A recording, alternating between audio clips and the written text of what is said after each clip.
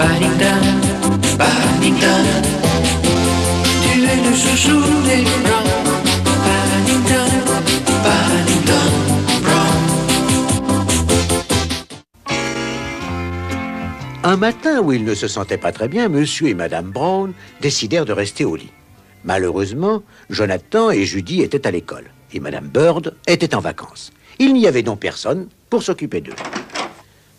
Ne vous inquiétez pas, je saurai prendre soin de vous. C'est une chose que les ours savent très bien faire. Je vais vous préparer des quenelles.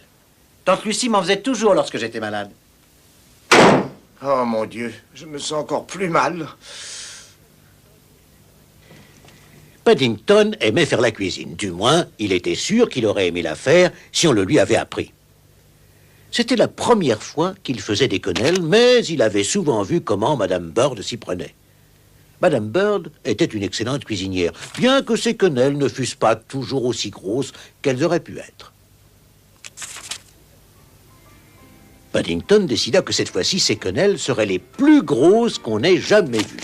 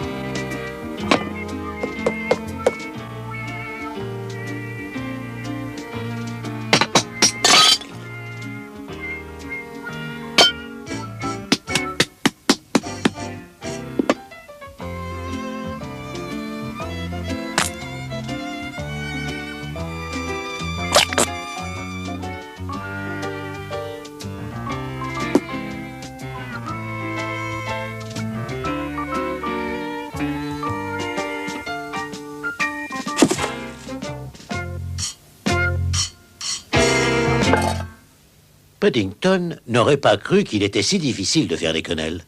La chaleur aidant, il commença bientôt à s'assoupir.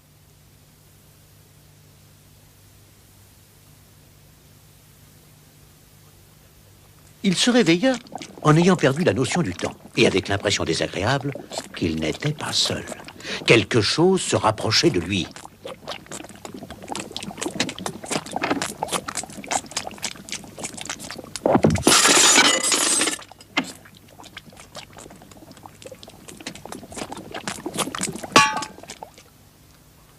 C'est quand même bizarre. Je viens de voir apparaître dans la rocaille quelque chose de blanc. Je jurerais que ça n'y était pas il y a 10 minutes. Quelque chose de blanc, Monsieur Brown? Oh, c'est peut-être une boule de neige. En plein été?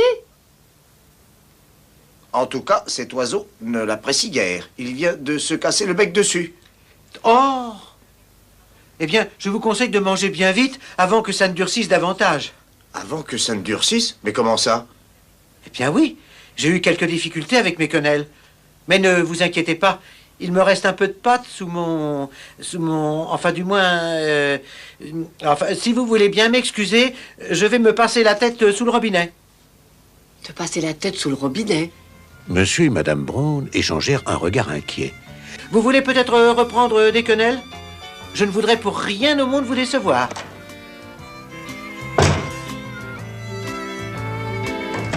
Rien de plus terrible que d'avoir à se passer de bonnes choses. Surtout lorsqu'on est malade.